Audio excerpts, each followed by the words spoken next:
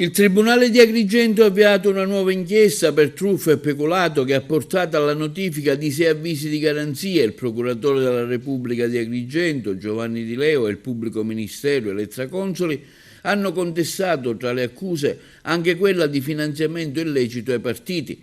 Le 6 persone indagate sono il deputato di Fratelli d'Italia Lillo Pisano, l'amministratore del distretto turistico Valle dei Tempi Fabrizio Lagaipa, il direttore generale della Fondazione del Teatro Pirandello Salvatore Prestia, che dopo la notifica dell'atto si è subito dimesso, Calogero Casucci, legale rappresentante del team Acragas Bike, Antonio Migliaccio, autista di Pisano e legale rappresentante dell'Associazione Culturale Kerkent, e Laura Cozzo, moglie di Pressia e legale rappresentante dell'Associazione Culturale Carosello. Le manifestazioni finite al centro dell'inchiesta della Procura della Repubblica di Agrigento sono almeno 3 e secondo i pubblici ministeri avrebbero causato un danno alla regione siciliana di almeno 300.000 euro.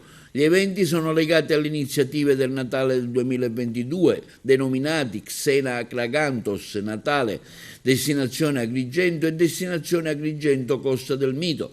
Per questi progetti sarebbero stati chiesti finanziamenti pubblici pari a 602.000 euro, triplicando così di fatto il reale importo, secondo l'accusa con fatture gonfiate, come ad esempio quella del noleggio di 34 bagni chimici durante il concerto di fine anno di Achille Lauro. Per questo motivo agli indagati, ad esclusione della Cozzo, è stato contestato il reato di truffa aggravata e il danno procurato alla Regione, scrivono i magistrati della Procura di Agrigento, ammonterebbe ad almeno 300.000 euro.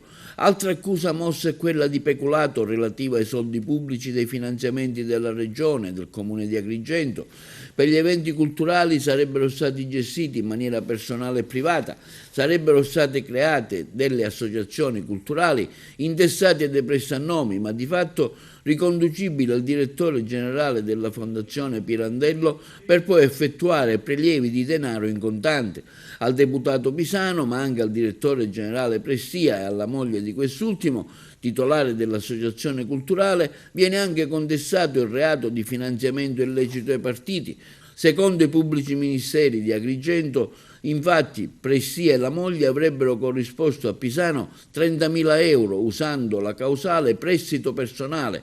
Secondo i pubblici ministeri, serviva per finanziare le elezioni politiche del settembre del 2022. In quell'occasione Pisano venne eletto deputato alla Camera della Repubblica.